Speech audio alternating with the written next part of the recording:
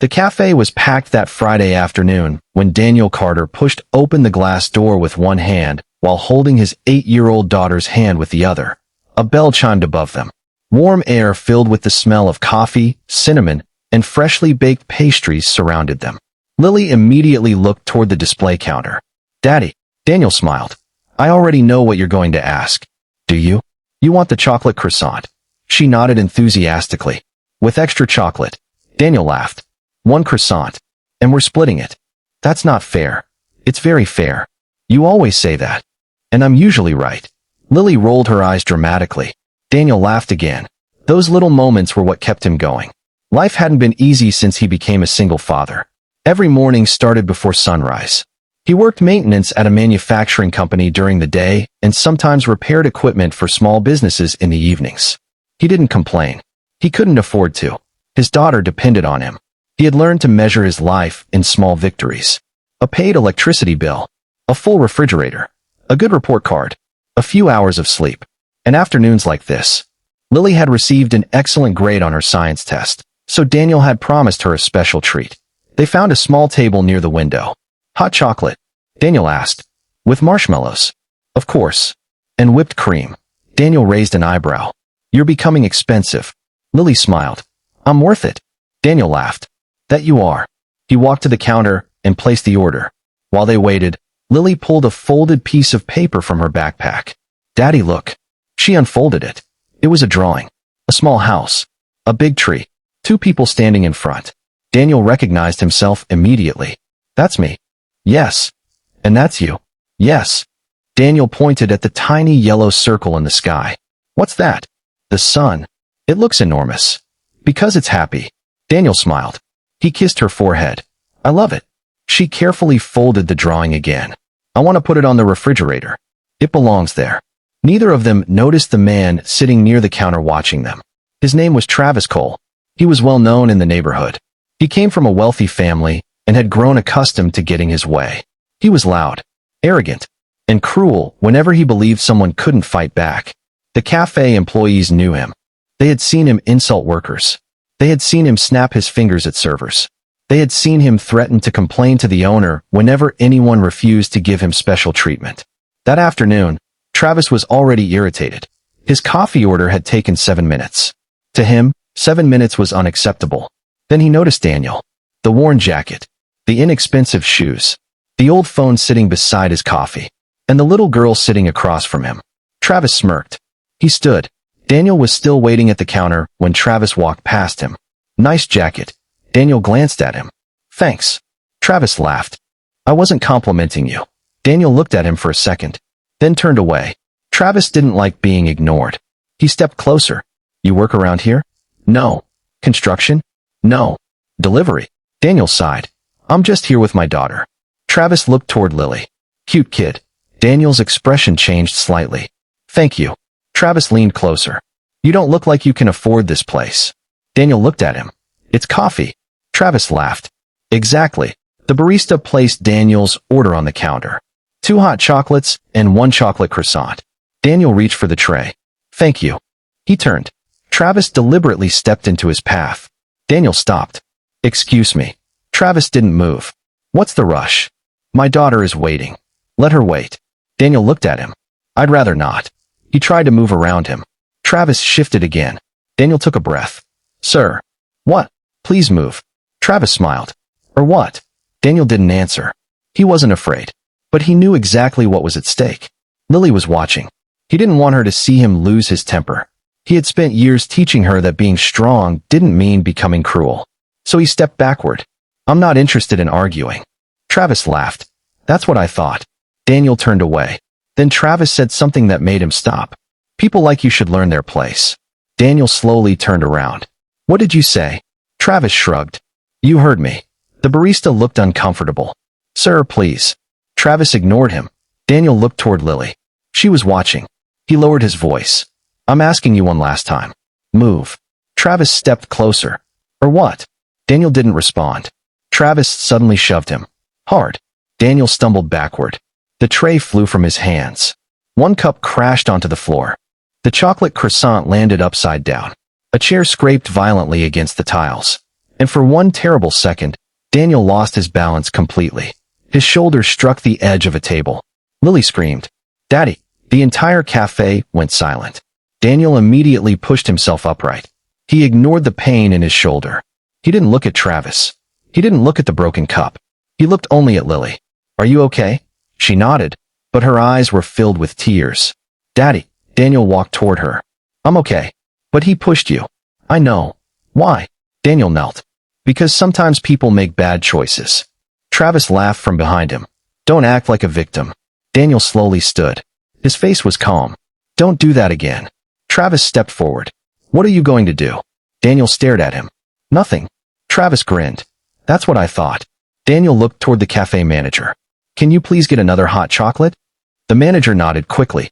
"Of course." Daniel sat beside Lily. She was still trembling. He put an arm around her. "Look at me." She did.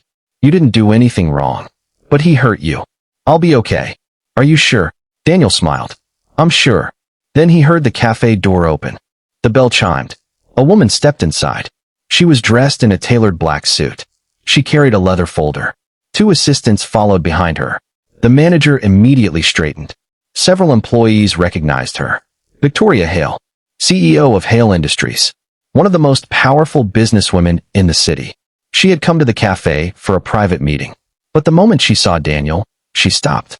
Her eyes widened. "Daniel." Daniel turned. His expression changed. "Ms. Hale." Travis looked between them. "You know him?" Victoria didn't answer. She walked directly toward Daniel. "Are you hurt?" Daniel shook his head. "I'm fine." Victoria looked at Lily. "Is she okay?" Daniel nodded. She was frightened.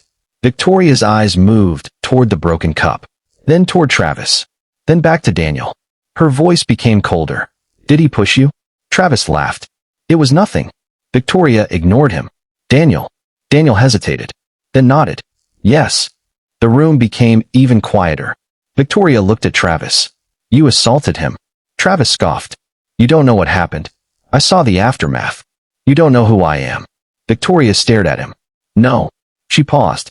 "But I know exactly who Daniel Carter is." Travis's smile faded. Victoria turned toward the room. "This man isn't just some random employee." Daniel shook his head. "Ms. Hale, please." But Victoria continued. "Daniel designed the emergency maintenance system used across 12 of my company's facilities." A murmur went through the cafe. Travis stared at Daniel. Victoria continued.